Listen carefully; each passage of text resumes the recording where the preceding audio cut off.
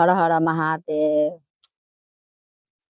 तनी जोर से ताली बजाव हो गुरु के शिष्या।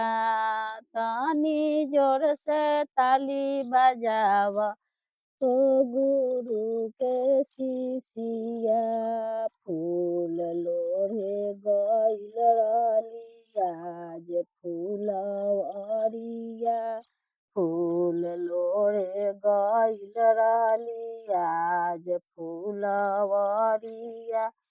होखे लागल चराचा सुनाए लागल कान में। होखे लागल चराचा सुनाए लागल कान में। तनी जोर से ताली बजाव हो गुरु के शिष्या। तनी जोर से ताली बजाव हो गुरु